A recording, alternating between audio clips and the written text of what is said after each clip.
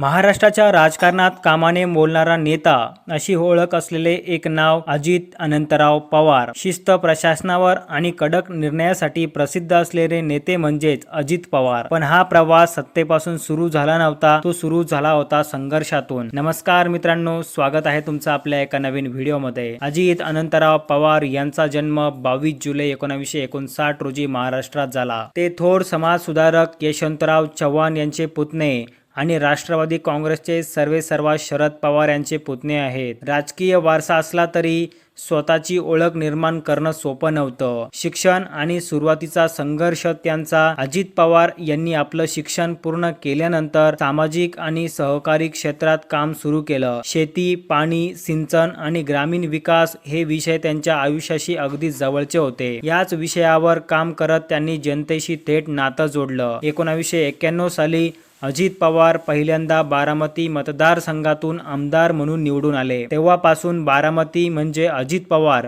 आणि अजित पवार म्हणजे बारामती असं समीकरण तयार झालं। अजित पवारांनी महाराष्ट्रात अनेक महत्त्वाची खाती सांभाळली।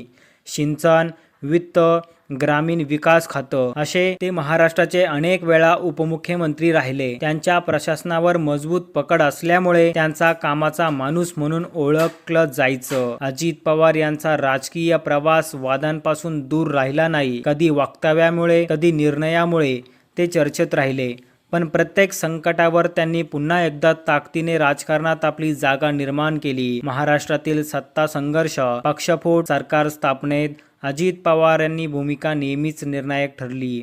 त्यांच्या निर्णयांनी महाराष्ट्राच्या राजकारणाला अनेक वेळा वेगळी दिशा दिली होती। थेट बोलणारे, कडक शिस्तीचे, प्रशासनावर मजबूत पकड, विकासाभिमुख नेता अजित पवार हे शब्दापेक्षा कामावर विश्वास ठेवणारे नेते मानले जायचे। संघर्ष, सत्ता, वाद आणि जबाबदारी या सगळ्यांचा संगम म्हणजे अजित पवार। ते आवडो किंवा ना आवडो, पण महाराष्ट्राच्या राजकारणात त्यांचं महत्त्व कोणीही नाकारू शकत नव्हतं।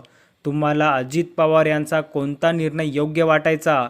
कमेंटमध्ये नक्की सांगा आणि असेच प्रकारच्या अपडेट्ससाठी आपल्या विजेता न्यूज चॅनल या यूट्यूब चॅनलला जरूर सबस्क्राईब करा। भेटूया अशाच एका नवीन माहितीपूर्ण व्हिडिओमध्ये। तोपर्यंत धन्यवाद।